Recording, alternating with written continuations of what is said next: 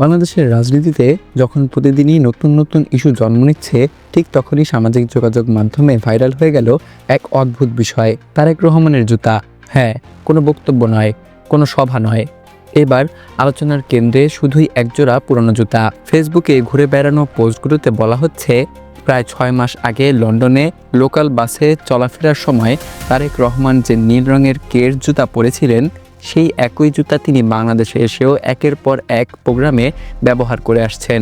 এমনকি গতকাল সেই জুতা পরেই নাকি তিনি শ্বশুর বাড়িতেও গিয়েছেন। একটি ফেসবুক পোস্টে দাবি করা হয়েছে, মাত্র 3 দিন আগে মাগরিবের নামাজের সময় তাকে কাকরাইল এলাকায় দেখা গেছে।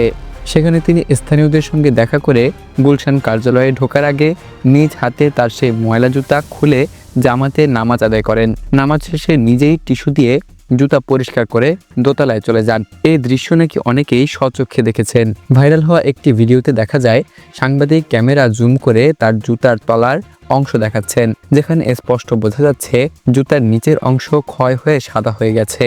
এই দৃশ্য দেখেই নেটিজেনদের মধ্যে নতুন করে আলোচনা শুরু হয়েছে।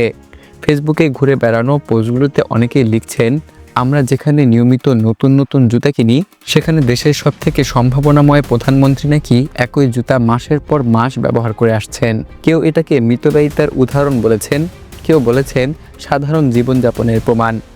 সবথেকে মজার ব্যাপার হলো, এই আলোচনার কোথাও কোনো রাজনৈতিক বক্তব্য নেই কোনো কর্মসূচির বিশ্লেষণ, শুধু একজোড়া জুতা ঘিরেই এখন সোশ্যাল মিডিয়া তোলপাড়।